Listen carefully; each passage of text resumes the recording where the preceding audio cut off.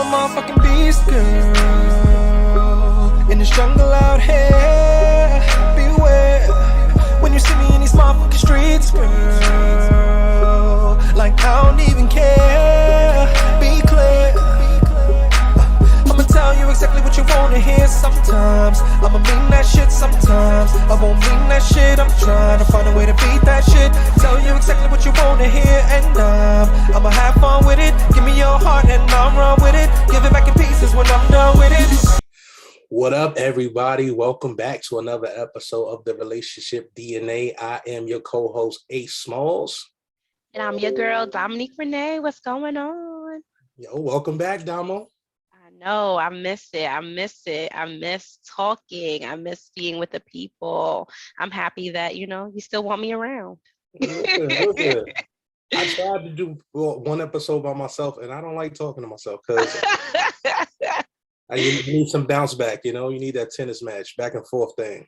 See, that's not an issue with me. I'm a Gemini, so we always talk back and forth to ourselves. Yeah, I talk to myself, but trying to record for other people to hear is different. That's kind of true. That is so true indeed. But it's good to be back. I really do miss speaking with you and relating to the people. So I'm back. Took a little hiatus from the business. It was, thriving, but I got to do all my loves and tender to everything that I do. So I'm back.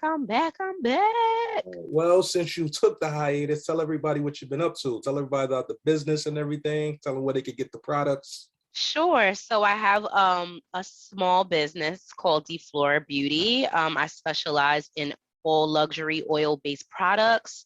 I am expanding to cosmetics soon. So I'm happy to release my first cosmetic line, which is going to be like a lip gloss, lip liner line.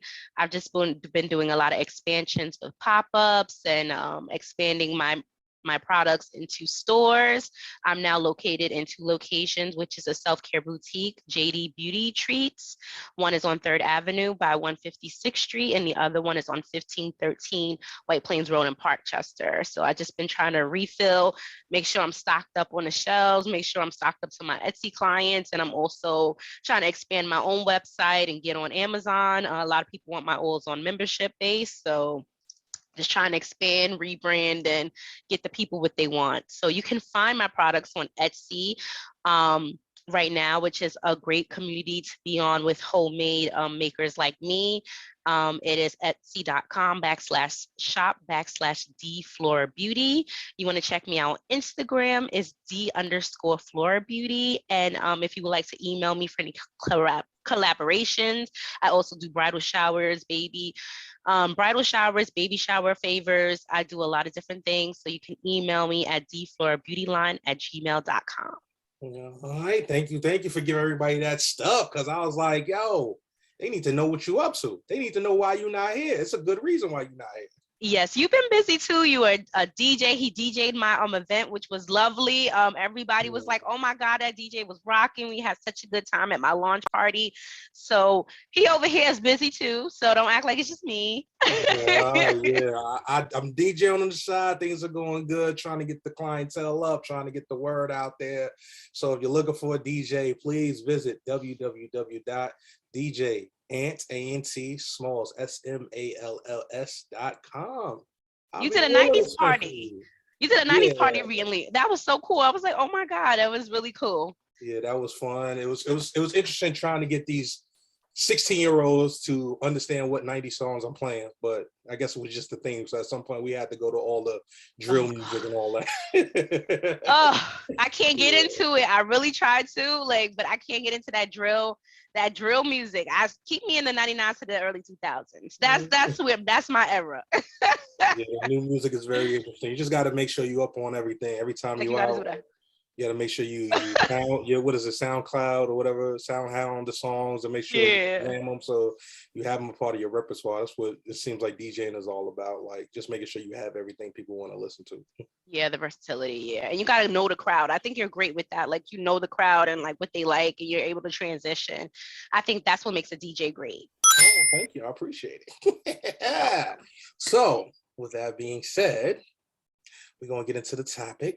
Actually, let's get into the morning affirmation. See what happens when you don't do this for a while. I'll be forgetting the structure. So Morning affirmations where we give you something to get your day started whenever you're listening to the podcast, or you could take these mantras on every day. So what you got for the folks, D? Well, it's going a little bit. I forgot how the structure was too. I thought we was going to go into the title, then the morning, affirmations. But we going, we mixing it up. We doing what we got to do. So mine's kind of go inside, give you a little tidbit on what we're going to be talking about today. It's from the scripture, from the good Bible. It's from John 4. Don't quote me too much. I think this is the New Testament. It says, no one has ever seen God, but if we love one another, God lives in us and his love makes us complete. So I feel like it's about faith. It's about knowing that as humans and everything that we've been going through, that we may not have seen God, but we feel him and we know his love through each other. So with everything that's going on in the world, let's just keep that as a momentum that, things may be getting hard or anything like that, but have faith and have love and we'll be all right. Mm-hmm. So for the people, I got since the episode is about completion, you can never really be complete in life. It's always viewing a goal in terms of completion as a checkpoint. Because as long as you're alive, there's still things to do. So make sure you hit your checkpoints as often as possible. Set different things you want to achieve in life. Hit the checkpoint, then figure out what the next checkpoint is, and just keep moving. So that's the affirmation I have for people this morning. So let's get into the topic. You ready for the topic? Yes. Topic is, if God is in you, how can someone complete you? AKA seeking outside of self. So when you hear that topic, D, what's your thoughts on the topic? My thoughts on the topic is that I feel like you said, people are always chasing or having checkpoints. And a lot of reasons why people are not in relationships, they feel like I'm not where I want to be. So I feel like I can't give you what you want because I'm out here striving and chasing, my dreams. So in a man's point of view, do you feel that's the truth or the fluff? As a man, definitely society has this thing where they teach you about gender roles without teaching you.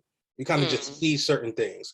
And for us, and when we were growing up, we saw different things than the kids that I'm seeing nowadays are seeing. So, and right now, I don't think gender roles exist technically, but when I was growing up, there was a certain thing that in order to be a man, you should have this. In order to be a man, you should accomplish this. You should provide this. So when you're with somebody and yes, you love them and you think about marriage, you start thinking about, well, they say I got to buy a ring. Can I afford the ring? If I can't afford the ring, should I even be marrying this person? If I marry this person, shouldn't I be trying to get them an apartment or a house together? Can I provide that for myself? And if I can't, why am I rushing to get married? So I do think some of those things plague the people that have good intention. Mm-hmm. Now, I know that's, not everybody, but some people try to use it as a way just to delay things. So, you just got to figure out what person you're dating and which side of the fence they fall on that category.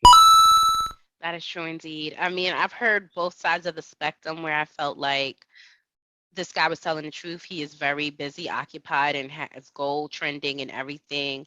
And then I've heard it where, okay, it was me because 6 months later there was someone else, or they're making those steps or those things that I wanted with someone else. So I think we gotta, like you said, you gotta know your personnel. And I think as you get mature and you kind of know what you want and you have dealt with certain things over and over, you kind of see the red flags, as people say nowadays. Like we tend to ignore them when we really like somebody, or as a woman we always feel we can fix them, or we feel, like you said, stereotypes. A woman is, oh, I could change him, or I can make this house into a home, or different things like that. So we really got to be realistic in the year that we live in, 2022, that's not the case. Like, know the signs, sis. And if somebody really wants to be in your life, they will make the time. They will find the way. And, in anything like this podcast, I really love this podcast. And I know that I love DeFlora too, but I got to make, a dedication. I got to make a change because this is something that's a part of my life that's important.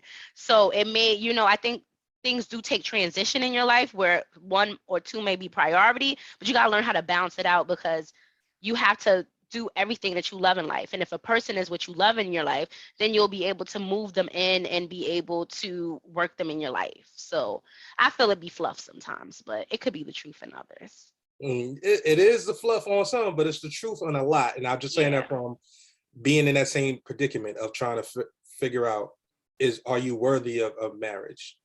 Can you provide? Can you hit the benchmarks that society say you're supposed to see, that you're supposed to hit, but you don't see it in your community? So in those terms, I've always had good intention, but I've always second guessed what the standard is versus what I want. And that's a life lesson in itself. Sometimes you don't have to go by a playbook that wasn't written by you. Yeah. Sometimes you got to create your own reality, your own acknowledgement of what life goals are. But if you're trying to use somebody else's playbook, you might not always reach your goals in life. Sometimes you got to figure out what's in your repertoire and how do I achieve this goal with what I have, the gifts, the talents, and the insights or connections that I have to get where I want to go. So that's how I feel about that. So I got my first question for you. Okay. In today's society, does God even have a place in our relationships? You know, that's a good question, because we are now in the world of spirituality, which I think is a tie with religion. You know, you can't really tell somebody, you know, people say, I believe in God, or I'm very spiritual, I believe in a higher being. So it's so many denominations and so many different ways to look at religion. But I feel that we tend to reach for God when we need guidance or when we have reached the plateau, like we have reached a higher accomplishment. God is always there. Like anybody's acceptance speech, 9 out of 10 times, I want to thank God. I want to thank, you know, my family. I want to thank everything. But God is always being mentioned at the highest and in the lowest. So I feel in every other day life, a lot of people don't practice gratitude, which is, I believe gratitude is God. You know, the simple things, waking up in the morning, being able to use my fingers to brush my teeth, being able to see my me make my coffee, being able to afford the house that I live in. I think that we don't practice the attitude of gratitude, which I feel is God, every day. So when I say that, I think we also live in a world now with social media where I'm self-made, I did this, I woke up like this. So it's like we really not practicing what we preach until we reach a certain, we either down or we high, you know. And I think it's something that we need to practice every day, is the attitude of gratitude, which is God. I asked that question mainly because as I try to make sense of society and the way it's structured, even as you mentioned social media, all the stuff that's on social media, we know it's all fictional, but people really see it as reality. It's reality to them through their eyes, their lenses, which sometimes makes it seem like, do you even have your own life to live if you got to live vicariously through others on social media?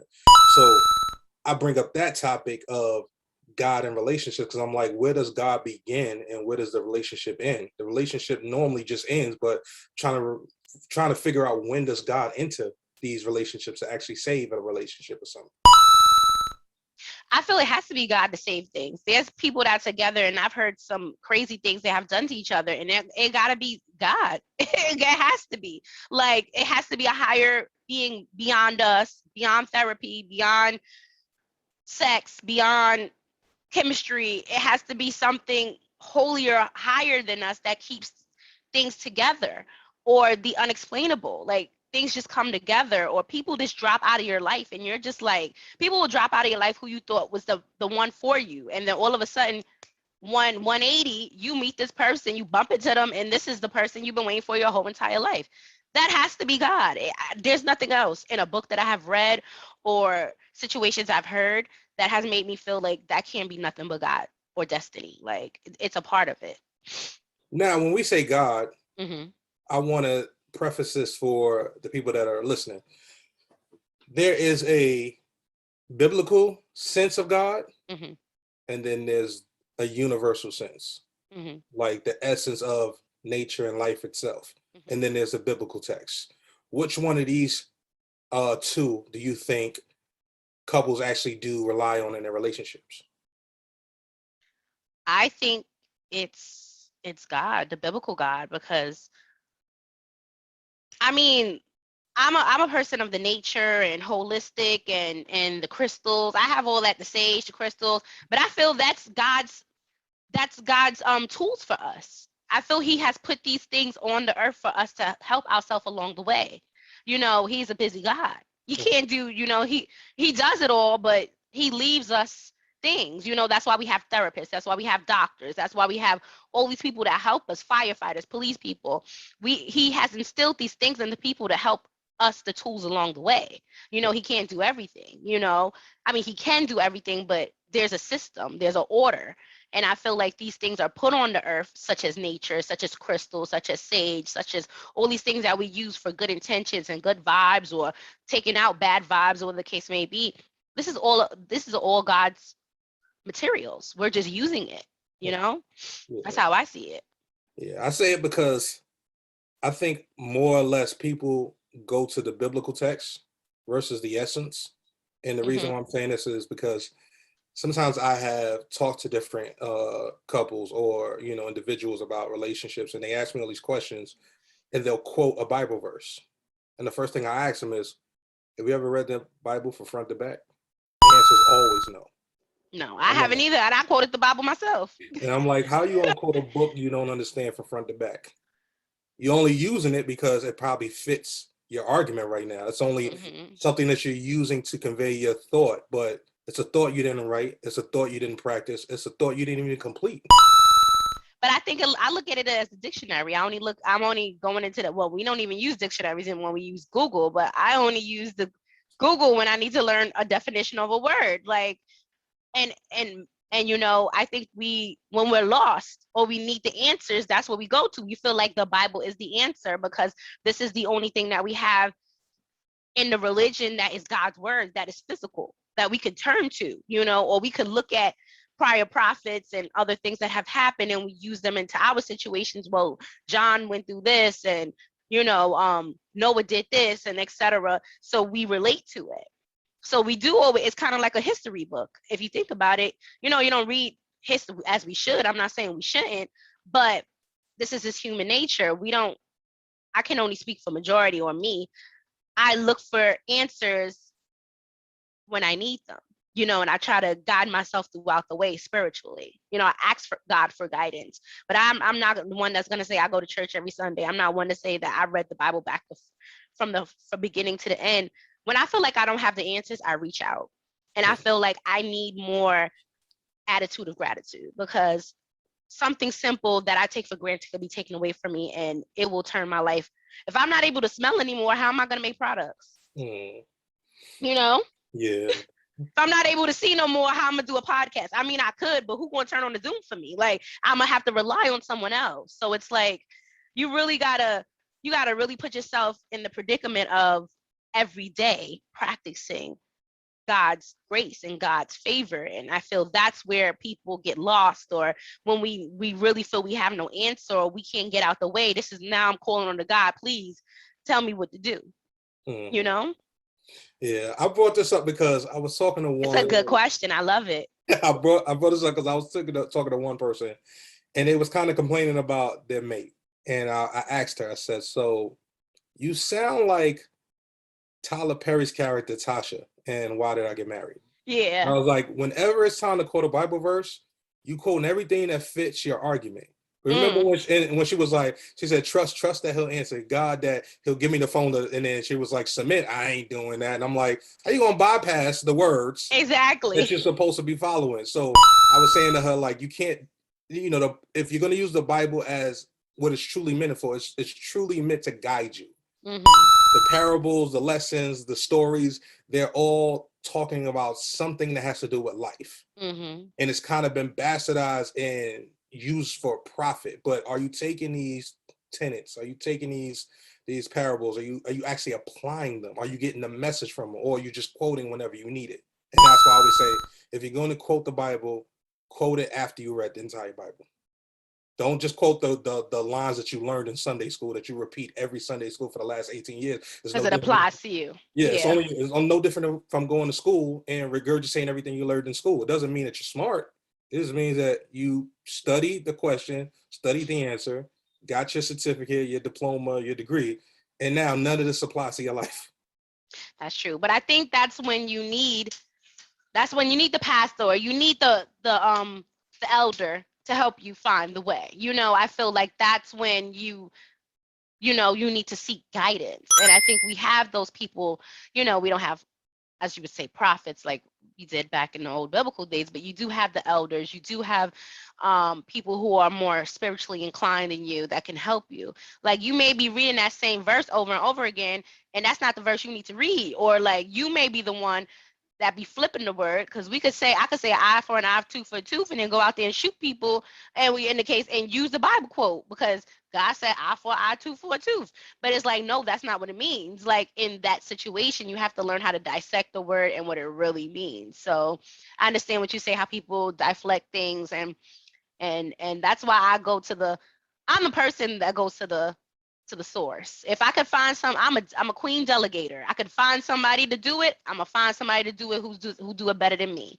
So if I'm searching or I need some guidance or something, I'm gonna go to someone who I felt I can trust, that would give me the right answers. And sometimes the right answer is not what I want to hear. And I'm the type of person that I'm most of the time is not what I want to hear, but I need it to apply to my life because I'm stubborn and I need somebody to tell me when I'm wrong, and I reflect and I'm like, you know what?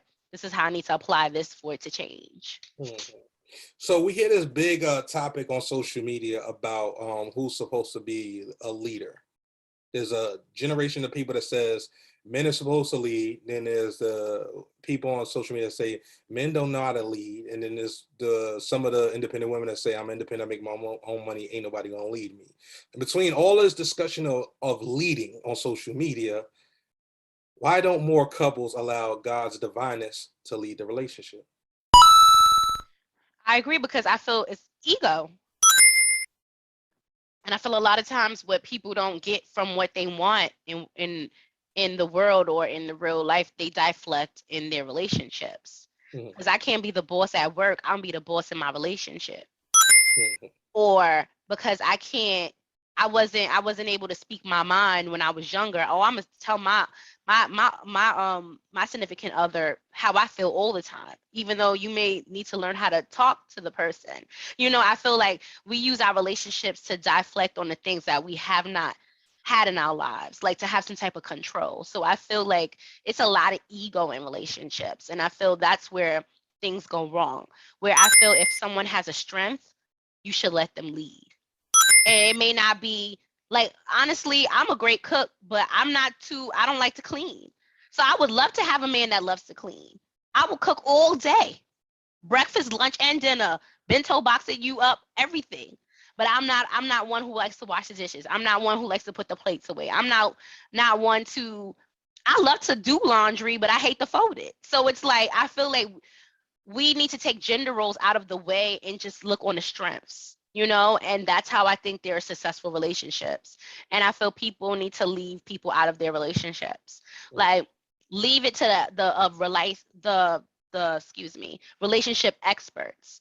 I'm not, and I've learned, even as a single woman, I don't really like to comment on people's relationships. I've been single for too long. My mind is tainted. So it's like, I'm like, don't come to me for no relationship advice, because I'm thinking of it as a single woman for the last 3 years, not as someone that's been in a relationship, as in a couple for a while. So I feel like we need to learn our positions in life and learn to only speak when we have great knowledge or when we have the strength to speak on it. So let me ask you a question. Yeah. Oh, I'm sorry. And let me ask you a question. So in your summation, out of all the people that you've been around or spoken to, who sounds more like they lead relationships, men or women? The women nowadays, honestly. Now, what do you think contributes to that? Society. I feel like, honestly, a lot of women that are in relationships that I know, and I'm not saying all of the women, but majority are in relationships with men that they know love them more.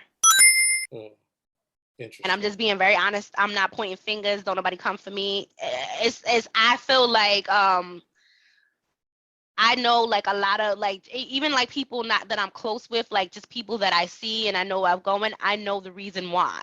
Mhm. The woman is in control because that man is scared to lose that woman.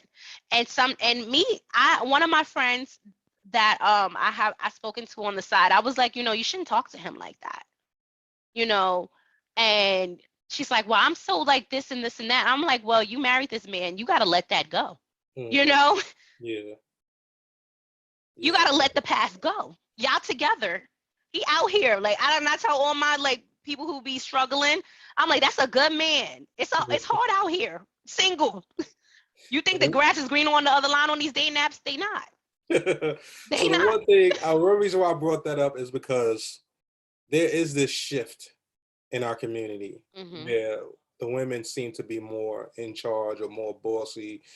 Um, Having a son and two daughters, I'm trying Mhm. to teach my son that regardless of the situations that you see around you, you got to make sure that one, you demand your respect, and you got to make sure that you have a plan. The reason being is because I'm trying to explain to him what I'm seeing in our communities. There's a lot of matriarchy and not patriarchy. There's more women in our families. And a Yeah. lot of times when the couples don't make it, the children wind up going with the mothers anyway. Mhm. So when it's holidays and all stuff like that, the children want to be more connected to their mother side of the family than their And fathers. yeah. All that stuff coupled together has a society, I guess, backlash of men not knowing how to be men because they're not seeing it in their households or in their Mhm. families, in their Mhm. gatherings. You see a lot of women handling a lot of things. So I think a lot of the young men don't really know how to step up and take control because they haven't seen it. They haven't had to voice it. They haven't had to do it. And even if you look at this, a lot of times I've seen the boys being babied. You Oh, know, I was just about to say this. Ooh, I'm gonna talk about it when we I see a done. lot of the boys being babied and not Yep. shown how to step up and be men. And I know women Mhm. can't really teach men how to be a man, but they got to be Mhm. cognizant and aware that if you're teaching your daughter how not to need a man, not to want a man for nothing, and how to boss up and be in control, but you're teaching your son to be laid back and be a servant, you're kind of messing up the dating pool because you're not teaching your daughter to be as loving as you are to your son. And now they're Mhm. going out there into the world and they're being bossy or loud or whatever towards the men that they're dating, but the men are being more complacent because they're not seeing it. It's like, well, my mom did that most of my life, so that's just what women do. So I think it's Mhm. killing the gender roles anyway. Like it doesn't exist no more because nobody's actually teaching the gender roles anymore. But that's the reason why I brought that up to see if you were in alignment, if your comment was in alignment of what I'm seeing right now. So you can rebuttal it now. I believe it. Even like seeing my mom, how she treated my little brother in comparison to us. And my little brother, he's 8, and my mom had my brother at 36, and we're 8 years apart. All of us are 8 years apart. But I can see that my mom babied my brother a lot because I think she felt bad because my father wasn't around. Like my father was around. They broke up after my shortly after my brother was born. So I think my mother babied him a lot or like gave him a lot of things or showed him a lot of love because she tried to replace the relationship that my father and my brother would have because he was not in the household.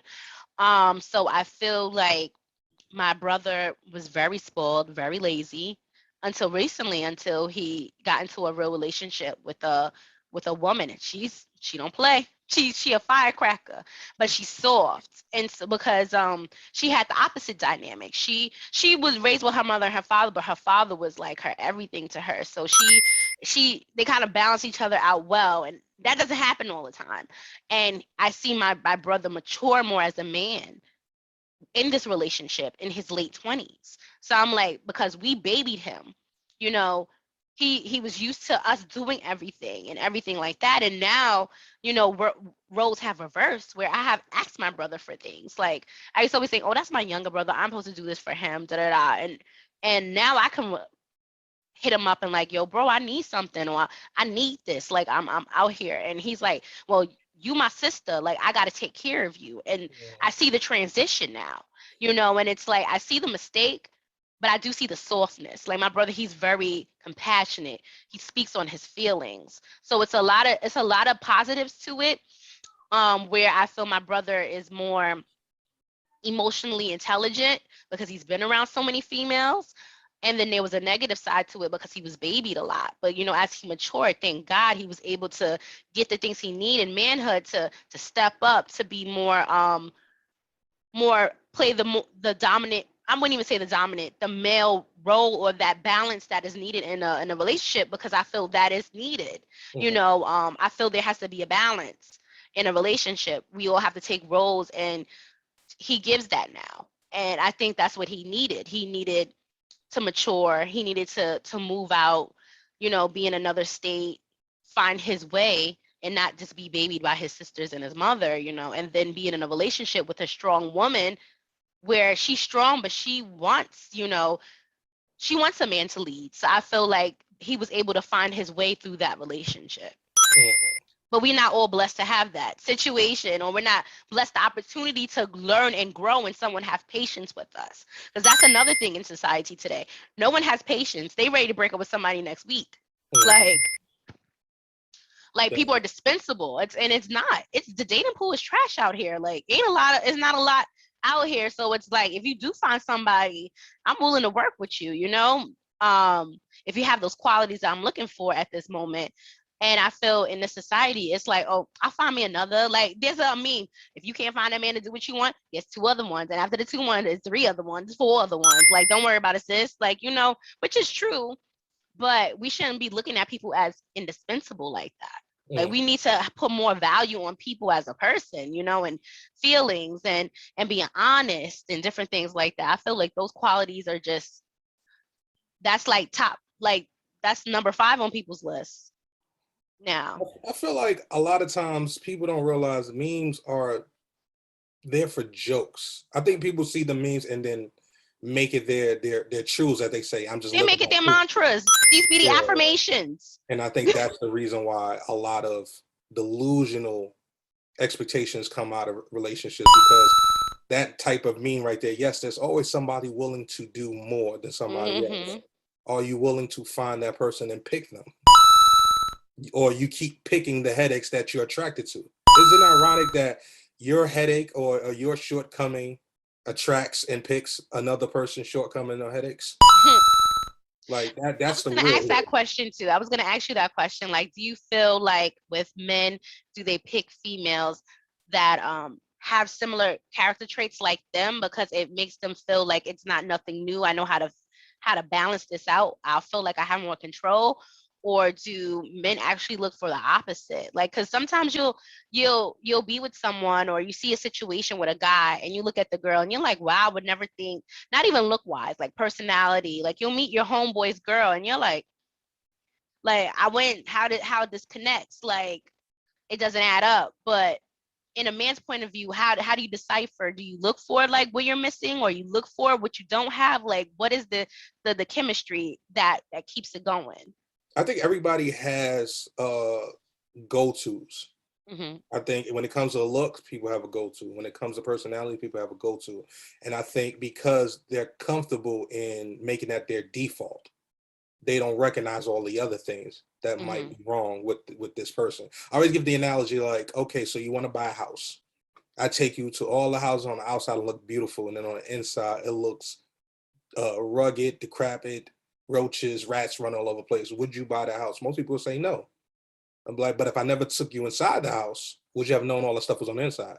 No. So on the outside, when you pick somebody, yes, everything might look great. How much time are you taking to find out what's on the inside before you put that investment in? So one of your dating advices that I've taken, I'm just saying my dating life has improved though. I be asking hard ass questions now. I don't play. I don't be trying to sugarcoat nothing in the beginning. I'll be like, So let's just bookmark it right here. What's your last relationship like? She's giving me some credit for something I did finally. So what are some of the questions you asking? I'm asking, why did your last relationship fail? I'm asking things like, because I'm thinking about moving. So off the jump, I'm like, well, I don't know if I'm going to be here in a few months. Are you willing to have a long distance relationship or willing to move? Like in the beginning, I tell them all. I'm very open about, my struggles with depression and anxiety. Before, I never used to tell people that very openly. Oh, well, I'm in therapy. I struggle with this. This is my trigger, different things like that. I'm very open in the beginning. And I'm like, okay, if you get scared off of this, then you can't handle me in real life because this is who I am. But I'm asking a lot about prior relationships. I'm asking, I used to be scared to ask about marriage and kids in the beginning. I'm like, so what's your expectations of dating? Are you dating to be married? Do you want kids? What is your timeline like? What are your career goals? How do you feel career and dating mix with you? Do you prioritize? Quality time? Do you prioritize, like, what is your dynamic with, if you have a kid's mother? I want to know, is your dynamic with your pretty decent? Do you guys co-parent? Like, I'm asking deep ass questions. I'm getting in. Congratulations. And I'm not wasting time no more. Like, I'll be like, this is not working. I don't see any, this is not working out. Or like, we could go out another date, but I don't really think, like, I'm honest. I'll be like, I'm not really feeling the situation, but if you're free, we have great conversation. So for those who are watching that are not familiar with the podcast and prior episodes, I always told Renee that she should treat every first date as a job interview. Like, when you're looking to hire somebody, you're not gonna say, do you like flowers and candy? You say, yo, this is what we expect. This is what we're gonna do. How do you feel like you'll fit this? You need to figure out if it's worth even having a second conversation.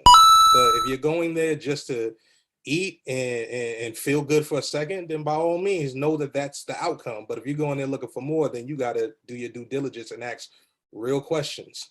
Get down to the preliminary questions that you need to know if it's worth going forward, not society's cookie cutter questions. So congratulations. Well, let me bring it back to the topic. Is it possible since you talked about dating, if you dated a lot, is it possible to find completion in somebody else? I think so. Do tell. I think there is people that you can find completion in. I feel like me, if I speak personally, I want a morning person because I'm not a morning person. So I want somebody who likes to be up in the morning, because I will want to do things for my part, because I'm the type of person, I'm nurturing, and I like to do things to help people make it easier. So as a companion, I would love to do that. If I know my boo gets up at 6:00 in the morning and he likes this type of smoothie, I'm gonna try to bet my best to get up at that time too. But it's gonna help me, because that's one of my struggles. I want to be a morning person, or I want to learn how to morning routine. So I feel like if I get a person that has those things that I don't, and I'm able to adjust to that, it'll make me a better person. Well, let me ask you a question. Since you say that, are you speaking more to it being completion or chemistry? No, because there's a lot of people that I was had chemistry with, and they wasn't helping complete shit. Not sexual chemistry. Not sexual chemistry. No, not even sexual chemistry. Like, I had a friend where we were in the bed talking, laughing, joking, like mental deep ass conversations, and we're just two different people. Like, our lives would not work out. We're just gonna be friends. Like, and it's like, and it may be temporary, like, but right now it would not work. It would be chaos. And we both kind of agreed, like, yo, this is a dope thing that we have here. Let's not mess it up trying to date. Like, even though we have the chemistry sexually, we have the chemistry talking, laughing, we could hang out. We hung out for like a whole weekend and everything like that. But we have so much respect for each other that the way your life is and the things that I want are not aligning. So we know not to even go there. Well, me now knows not to go there. The old me would be like, let me try it. Maybe if I did this, or maybe if I did that. Nah, I'm not like that no more. I already know. We just going to keep it on a friend level. But I do feel like it's not just about, it's the chemistry and the completion. Like, you got to have all that, the long talks, the sexual chemistry, everything else. But you got to have somebody that is willing to be in line with your life. So, since you're a biblical person, I want to ask you, in the context of the Bible, when they speak about completeness in God, what are they actually saying when they mean God was complete or perfect, completely perfect and stuff like that? What do you think that they mean in the biblical text? I mean, I think they mean like, for me, I can only speak on my relationship with God, and how I read or decipher it is that God is God will always give you the answers. And I feel like sometimes we don't want to hear the answer, or we're not at the point in our life where we know what the answer is. It may be down the line 2-3 years later you may get the answer, but I feel like God will always lead you in the right way. And how life is, we're not prepared to know everything, because if we knew everything, we would not make the choices that we made to lead up to these things that happen. So I feel when they say God is all you need, and you got to follow God, and God is love and everything like that, is that you have to have faith, which is something I struggle with. You have to have faith that things are going to turn out right, and that your inner voice is really God. Mm-hmm. So the reason why I asked that question, and I'm gonna give you an analogy. Okay. When you are uploading, downloading, or transferring files, and it says transaction complete, what does that mean? What does it mean when it says that?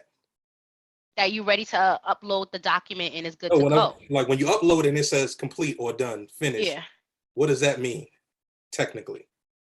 You can use it. You're able to use the application or whatever you download it. It's stored in the memory. It's there forever. So I'm messing with you because Okay. complete means finished, right? Yes. So I always take it as there's no way for somebody to complete you, because if they complete you, that means it's done, it's finished. There's nothing else that they can do.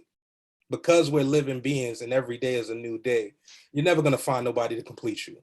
You can only find somebody that compliments you. That makes But sense?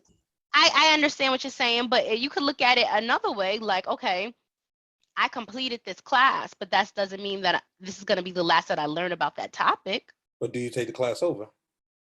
No, you take part 2 or part 3 of it. Yeah, once it's complete, you move on.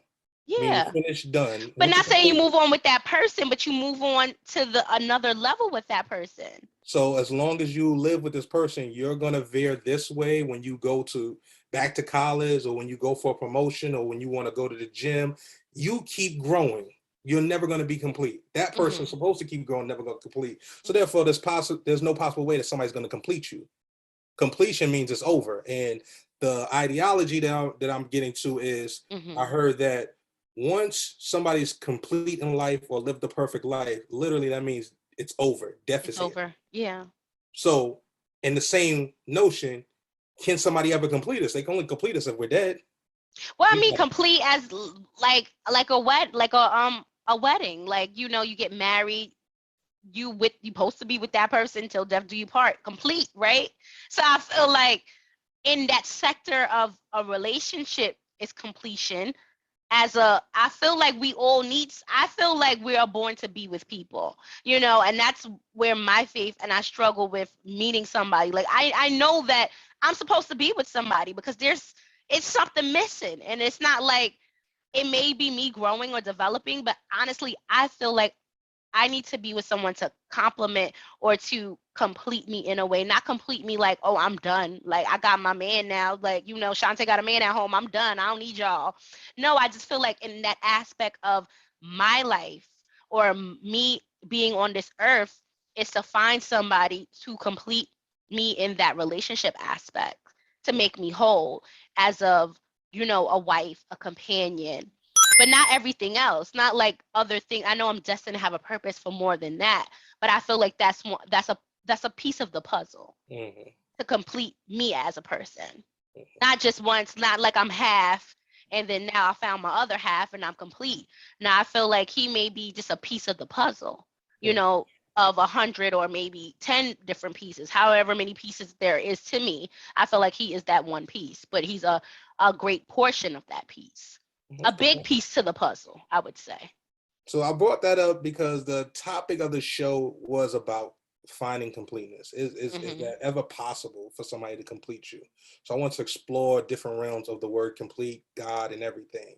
So I found out from thinking about the topic that I didn't want nobody to complete me. I wanted somebody to support me, compliment me, and encourage me and love me along the way. But I don't want you to complete me because I know as much as I do on a daily basis to try to be a better person, I'm never going to be complete because I'm nowhere near hitting none of the benchmarks that I want to do for myself in life. Well, you got a lot of puzzle pieces. Everybody ain't built the same. You may got 1,000 pieces and another person got 80 pieces. I think we're all different. Like, you know, some people like, and I don't knock them. Some women, they're like, they feel incomplete if they never become a mother. That's their piece, you know? Where me on the other half, I feel I want to be in a relationship, in love and marriage first before I'm not knocking anybody who will go out there and have a kid, you know, on their own and do things like that. That's just not my stilo. That's not my piece, you know. And I feel like we gotta all look at it like we're all pieces, like we all are a puzzle. And I may have 10,000 pieces to complete me. You may have 20,000 pieces to complete you. One person may have 5 pieces to complete them. But who am I to say that I'm more complex because I have 10,000 pieces and that person only has 5? Yeah. So that's how I look at it. So my last question on the topic is, although we may never be complete as individuals, what are some of the things that you want to complete in your life goals before it's all said and done? Wow. Some things that I would like to complete in my life, I definitely want to leave a legacy for my family. I feel like both sides of my family, the Thompson side, which is my mom's side, the Swain side, which is my father's side, we don't have anything really like for our next generation. You know, we have some land down south on my father's side, but something I want to leave where if one of my family members need a job or one of my family members need like a place, I don't want to ever feel like any of my family members don't have a job or a place to stay. So my legacy would be to leave land, to leave property, to leave businesses for my next generation so they can have it. You're never going to have an easy life, I mean, but easier to that extent, you know, somewhat of a silver spoon, something that, you know, we're not really granted with. I want to give them that luxury of having the ease to just figure out their life. They don't have to ever worry about if they need a job or if they need a house to stay at temporarily or something like that. I want to be able to provide them with a foundation where they'll be able to find themselves. That is one of my goals. For me, I will want to feel complete as a person. And I think as I get older, I'm starting to find those little pieces in different areas of my life where I have to go through. So I would definitely want to feel complete. Like, you know, if God forbid anything happens to me, I can say, you know what, I did what I had to do. I feel like I met my partner. I felt like I made an impact on the world. I felt like I completed all my dreams. I just want to feel, I don't want to leave any more. Like they say, I don't want to leave anything left in me. Like I want all my dreams, all my aspirations, everything to be out of me, where I'm just a vessel and I'm done. Like there's nothing else that I could give. I've given everything I could. And I agree with you on that legacy thing. Yeah. Oh, keep going. You got more?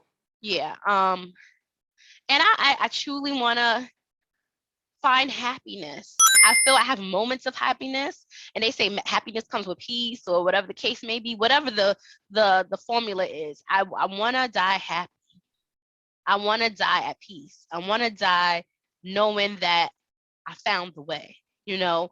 And my definition of happiness and peace may be different than someone, but I definitely want to wake up, and no matter what I'm going through, I'll be like, you know what? I'm happy. I'm at peace. So those are the 3 things that I would want. Definitely, I'm with you on the legacy thing. I speak to the kids every day about like what is it that you're working toward, and the gaps between school and real life. When you become an adult, they're not preparing you to leave a legacy. They're not teaching you about legacy. They're not teaching you about being an entrepreneur to set up your visions for yourself. They're teaching you a structure. Get up, go to school. Now, when you get to high school, learn how to go from class to class on time. You go to college, go here to here on time. Then once you graduate from there, go to work on time. I feel like there's a repetitive nature in the school system that doesn't really benefit a lot of people. So how do you structure, what do you want out of life? And I know they're young, so they think they have all the time in the world, but I keep telling them, like, before you know it, you're going to be this age and you're going to be saying, where did the last 10 years go? And there's some things that are in place for them in terms of legacy that my mom and my pops has set up, but I don't want us to just rely on that legacy. I want us to build on top of that. So like me and my brother are talking about different ways to set up non-for-profits and generate some money and business-wise so that our kids don't have to worry about that. Then have like irrevocable trusts where they get a certain amount of money, but not all of it, so that each generation could have something to get them on an early path. Like, when you graduate from high school, you get this. When you graduate from college, you get this. But this is not just for you to blow, it's for you to, hey, we want to make it a little easier for each generation going forward so that you don't have to struggle. Because I always tell them, like, can you imagine if you grew up where your parents owned a house, so they had enough money going directly from their paycheck to themselves, so that when you're ready to get a house, they can help you get a house, and then you did it for your kids versus everybody in our community renting and all of us figuring out how we're going to actually get to owning and having a savings and stuff like that. I was like, those are the legacies that we're not privy to. Those are actually access that we are cut off from. And the higher up I go in business, the more I see that systematically we don't get access. Like there's working in a hospital, there's grants out there that's supposed to be available for everybody. But you know how many HBCUs don't get these grants? And then they say, yeah, black people, you need to pull yourself up by your bootstraps, but you didn't give us no boots to begin with. Then if we get a boot, you remove the laces. Like it's always systematically that I'm seeing and hearing things. I'm just like, how is this shit possible? And you don't get access to this information unless you're at the table at the meetings hearing it. The first thing you do is look at the other black people like, yo, y'all been here longer than us. How is this possible? How do these grant functionalities been here since the 1800s, but you're just starting to give it to HBCUs? How are we supposed to compete if we want to stay pro-black and have our own, but systematically you're never going to let us get our own? But yeah, I'm sorry to go off on a rant, but that has to do with the whole legacy. That's true. We have been so dependent on this country to help us, and they're never going to help us. We have to learn how to build our own shit, basically. And they don't, like you said, they don't teach us that. They don't teach us that, and we have to learn. Like, we've learned, and we're in our 30s. We learned, so it's like now we got a lot of building up to do. We got a lot of savings. We got a lot of coins to put in the piggy bank, to get things going. It's not, so what you're saying is correct. Keep going. All right, so what I'm gonna do is I'm gonna throw it to you. Those are all my questions on the topic, and I know we're all structured because we've been off for a minute. We ain't never even do the relationship role play or nothing. So I know, right? I'm gonna allow you to ask all the questions you have for me, and let's get it going. What questions you have? All right, so I did ask you too in regards to the completion of a woman and a man. Does a man feel that way, etc.? My other question would be to you is, do you feel men are taught that there's like things that you need in order to be completed as a man? Like, you're not a man if you don't have 1, 2, 3, 4, 5. And if that is, what are those things? I feel like generationally it's different, and in life experience it's real different, because when I was younger, a lot of the older guys in the community were like, you're supposed to do this with a woman, you're supposed to do this with a woman. So you kind of grow up thinking like you're supposed to have another notch in your belt and stuff like that. And then when you get older, you're like, damn, I gave away myself to so many people that wasn't worthy of it. Like, a lot of times when men coin going to get sex, it's like, I'm going to get some versus I'm going to give out some. Like, that sets a whole mindset. Like, you're giving yourself out to somebody too. So you should start having more pride in who you share yourself with. And I didn't really get that until I got older. When I got younger, I was just trying to match what everybody else was doing. So that was the definitions of being a young man at the time in the community. Then when you get older, it was like, can you take care of a family? Can you pay all the bills? Can you make sure that there's food in the house and clothes on the children's back? So that took a part of like my, I say late 20s, early 30s. And now that I'm 40, I'm like, so what are you leaving the children? Like that's part of a manhood. Like what legacies are you leaving? What infrastructure are you building for them to have it easier in life? So I think it'll vary from, I guess, each man that you talk to, but at least that's what I saw. But the new generation, I don't even think that there's any structure in that. I just think that the younger generation kind of just raising themselves in a sense. There's no structure, there's no rules. They're just doing whatever they want. And it has to do with the streamline of availability, the ability to make phone calls, text people, surf the internet, be on games all day. I think it changes that dynamic of even wanting to have human interaction. That's why a lot of the newer kids can't express themselves like we were forced to, because we were forced to use words. Now they don't have to use words. They use memes. They use emojis. Yes. So it's different. So that's my answer to that. It's so different. It's so hard for kids nowadays. Like to even have basic conversation. Like when I was an after school teacher, when I was working for Boys and Girls Club, it was so hard for these kids to explain how they felt. And it's like you really had to like dissect and like gain their trust. Like you gotta gain trust with anybody, but it was just like, oh my goodness, it's like this tunnel like vision in front of them, or it's like a screen that's in front of them. Like it's so hard to relate. And I feel do you feel validation? That's another second question. Validation in numbers. Do you feel social media and like how many followers you have, or how much like views you get or influence? Maybe not so much for our generation, but maybe your kids' generation. Do you feel like that has something to do with their completion? Like, do they feel complete if they don't have this amount of followers or this, attraction or likes? And this is crazy that I'm even saying this, but this is true.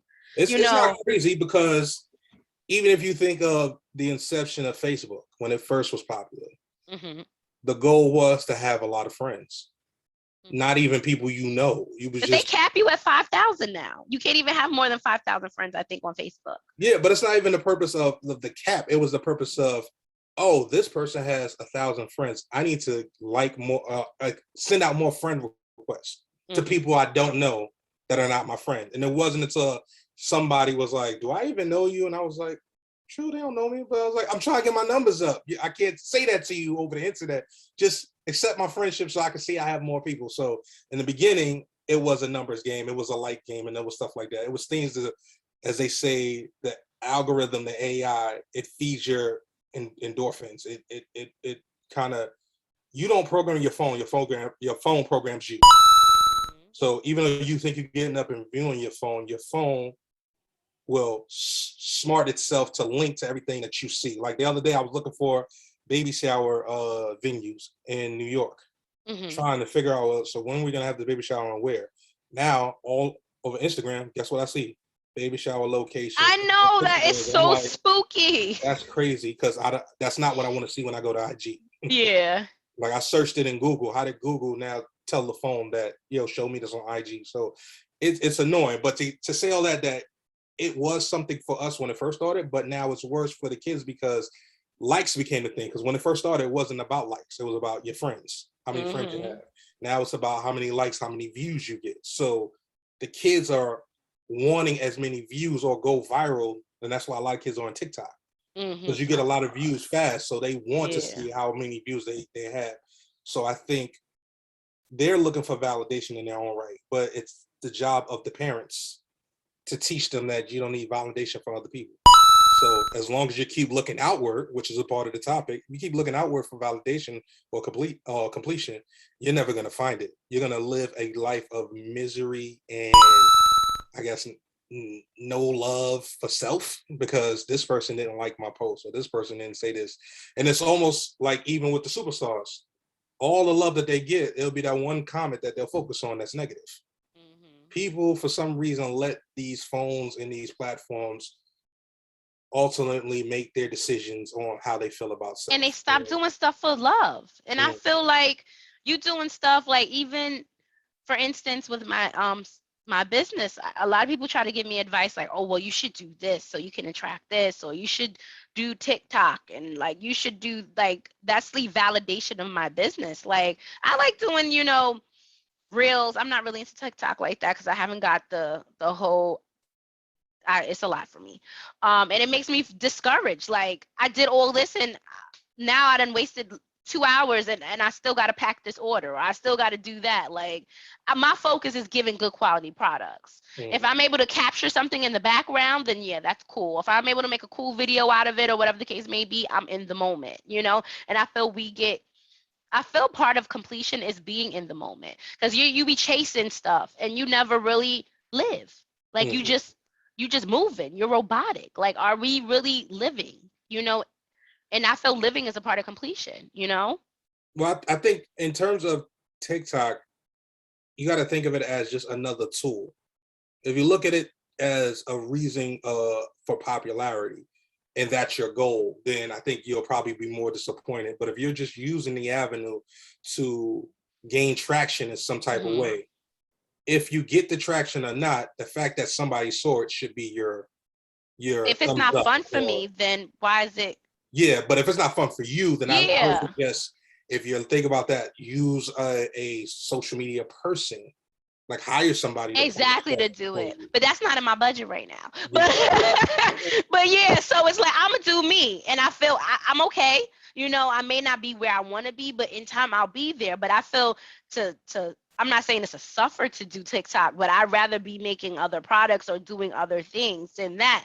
I'm gonna do what's best for me and what feels good for me, not to do it because, and I would say the old me would be more lenient. Okay, well, let me just focus more on that because that's the way I feel I'm gonna get, sales or things like that. No, I do it my way. Like I feel like I'm doing what I feel is passionate. I feel my product speak for itself. I feel like I'm out there.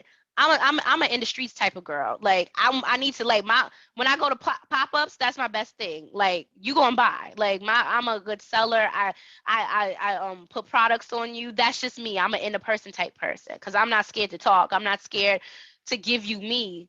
And I feel like sometimes I see these people who make viral videos. Like I know people who are very successful on TikTok and making reels and stuff, and they don't want to talk. Like I'm like, oh, we should do a live or something together. I'm scared. You scared because it's not calculated? Like you scared to be yourself? Like you're talking about something you're good at. Like how could you be scared to talk? And everybody has their different anxieties and stuff like that, but you putting yourself out here on TikTok and doing these dances and everything like that, and you can't talk. Like I don't know. Yeah. I don't understand. Social Maybe because media it's is a live, tool. maybe it's because it's in person, maybe it's because it's real. I don't care about saying a word wrong or looking wrong a type of way or anything like that, because I'm in a moment. I'm doing something I'm passionate about. Like I love to talk. I love doing this shit. So it's like this comes easy for me. But we didn't segue it off. I'm sorry. But No, it's it is what okay it is. because even if you look at this, we love talking. But Yeah. once we stop the show, I start dreading. Okay, so now I gotta rewatch it and then edit it, then post it, and then try to find some clips. And they're like, that posting on social media is a full-time job. And those who are making money off of it, they enjoy it because it comes with revenue. Those who are seeking to get revenue from it dread it because it's a lot of time and it's not benefiting the reward that everybody thinks comes easy. So that's why I said, just think of it as a tool. If you become a slave to social media posting, then you're never going to like it, or you're never going to have the success that you want. It should always come with some type of strategy. And I'll post every once in a while, but I'm not posting because I want to go viral. I'm posting because, hey, I did a show. If anybody catch it, anybody catch it. If not, like, listen, this is all grooming me for something in the future. That's how I view it. I look Eventually, at I'm it going to get as some public speaking.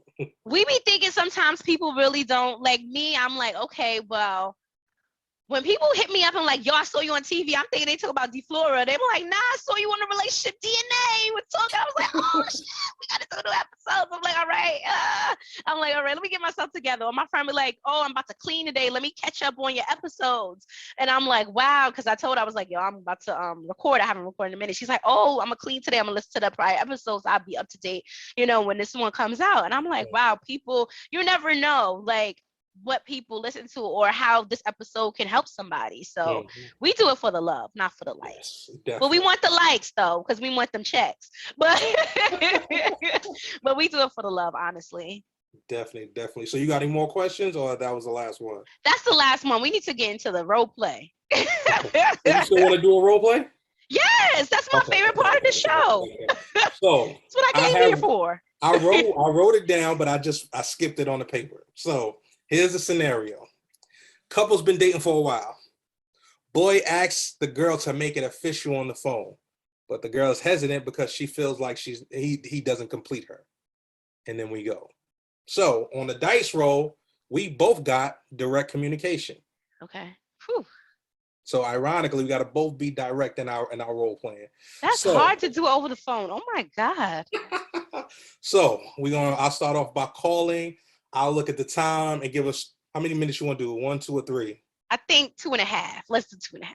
2.5. All right, cool. Yeah. So If it goes to ready? 3, it goes to 3. Let me say, okay, go ahead. Go. Ring, ring. Hello. Hey, Hey, how's everything? How you doing? I'm good, chilling, Sunday out here. Alright. So we've been going out for a while. So I was thinking, like, I love your vibe, and I think we go well together. So I was thinking we should just make this official. What about the vibes? Like what do I do for you? I mean, like, you're honest, and you make me laugh, and we never have a dull moment. So I'm just like, I should just make it official because that's how I'm feeling. That's the vibes I'm getting from her. Um, well, I'm very honest with you. I enjoy the time that we spent together, but I was honest and letting you know I need more time to figure this out. I need more time. When you say more time, what do you mean by more time? You want me to give you a date? Nah, not a date, but Oh, do you need is there a time span that you want? Is like why does time factor into the vibe that we have? because I feel like there are some things that we need to, I need to see more of you in before I make that decision. Um, to completely just be with you. I'm still dating other people, and I just don't feel at this moment it's good for us to be together like that. I enjoy your Oh, company. I feel we have a good time together. We laugh, we talk, but right now I'm just exploring my options. I didn't even know you were dating other people. I I feel like, mean, if I'm not available, then that's what I'm doing. wow. So I feel like this was an epic fail. Like I called to tell you that I was feeling you and that I really want to make you like officially mine, and you telling me that you need time because you're dating other people. Why it'd be an epic fail for you to tell me how you feel? Like, so it's conditioned. So the only way that it's good because you thought I was not dating anyone else, but now that I tell you I'm dating everyone else, the vibe is gone. Things are different. It is different. You're entertaining other people. I'm just focused on you. Well, I'm single. That's what single people do. Date. Wow. Okay, so this is weird and it's shocking, but I still feel the vibe. So how much time do you think you might need to date other people?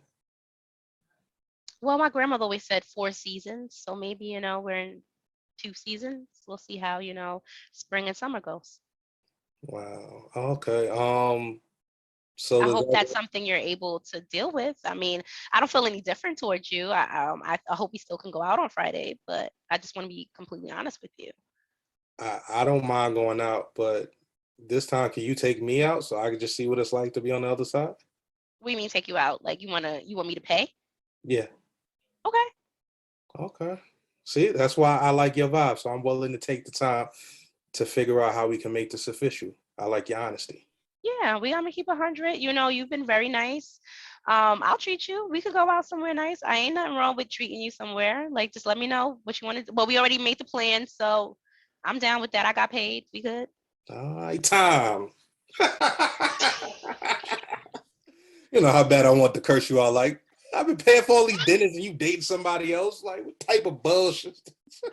That's what you told me to do on the side. Like I'm I supposed to know be dating. we had to stay true to character, so I didn't I want to break it. know. Taking your advice. So that is the relationship role play for this episode. So let's get into the final one, DNA decoded. So what is your final summation of this episode that you want to share with the folks?